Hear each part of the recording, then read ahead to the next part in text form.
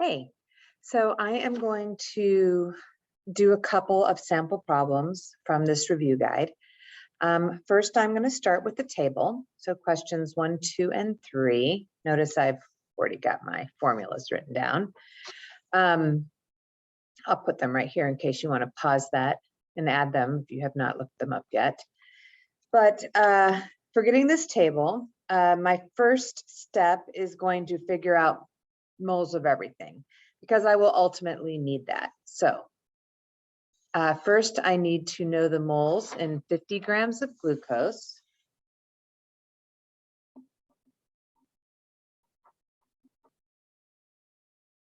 And 500 grams of water. And of course, to solve that, I just need the molar mass. Glucose is 180.18, it's C6H12O6.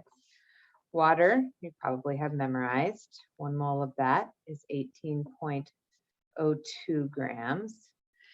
I'm going to keep as many sig figs as my starting number. So 50 divided by 180.18, I've got 0.278 moles of glucose. 500 divided by 18.02, I've got 27.75 moles of water. And now I'm ready to start putting some of this information into formulas. So remember that molarity is simply moles divided by moles of your solute divided by liters of your solution. We're going to assume that the glucose isn't going to really change the volume. Remember that for water, 1 gram of water has a volume of 1 ml. So if I have 500 grams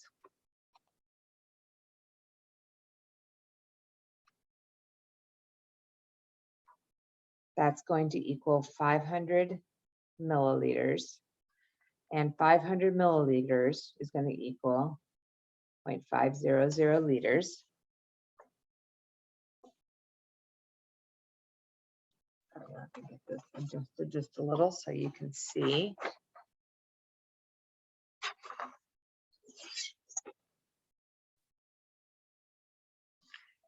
So we had 500 grams, that's 500 mils, which is 0.5 liters. So my molarity is going to be my moles of glucose divided by my liters of water. So 0.278 moles divided by 0.5 liters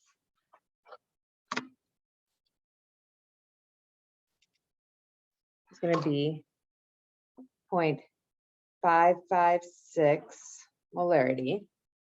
The molality will actually be, because it's water, will be virtually identical. I've got 0.278 moles of glucose still. But this time, I need to use kilograms.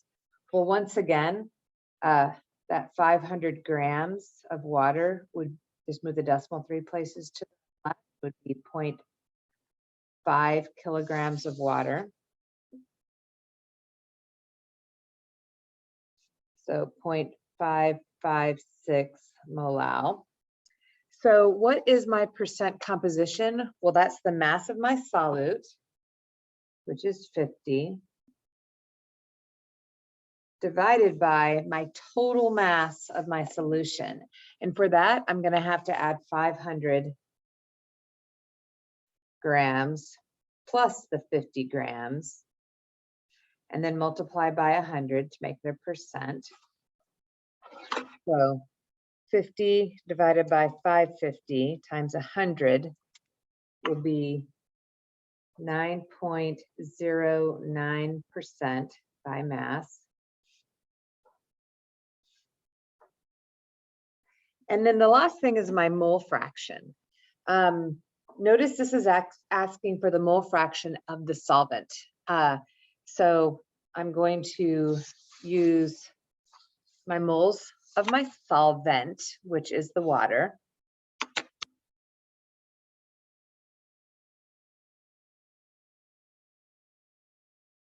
And I'm going to divide that by my total number of moles in the solution. So 27.75 plus 0.278. And when I do the math on that, 27.75 divided by the sum of 27.75 plus 0.278, I get 0.990 for my mole fraction.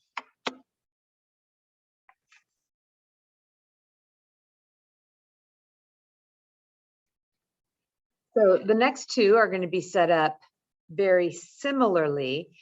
So I'm not going to show you how to do the molarity, molality, and percent composition, but I do want to remind you of how to take into account that when you have an ionic compound, is going to dissolve into more than one solute. When I put glucose in water, I get one glucose undissolved and one glucose dissolved. When I put NaCl in water, I start with one NaCl, but it breaks down into two solutes, Na and Cl minus, chloride.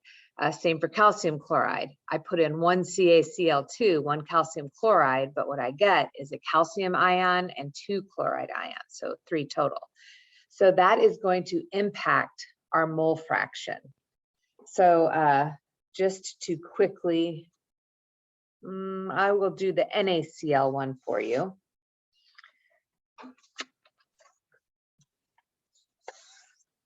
So for this one, I have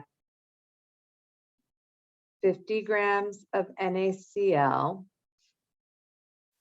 1 mole of sodium chloride is 58.45 grams.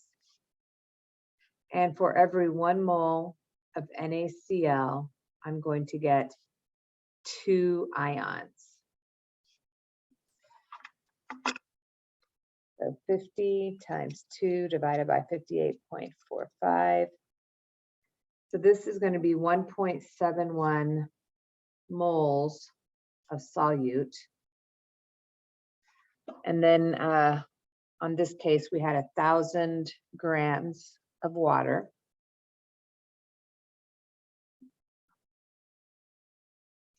So I will also need to convert that to moles.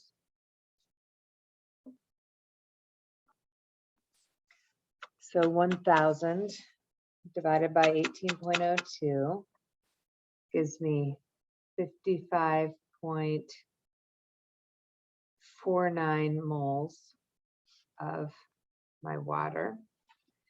So this time when I go to do my mole fraction, I'm still going to have the water on top, which is 55.49.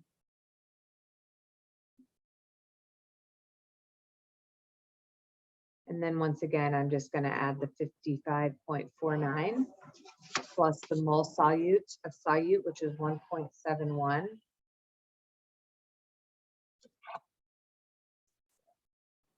$55.49 divided by the sum of 55.49 plus 1.71.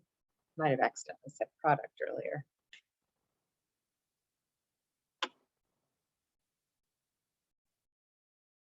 So my mole fraction on that one, give it time to adjust, is 0.970. So I will let you continue working on that, but hopefully that was some help on how to set up those first few problems.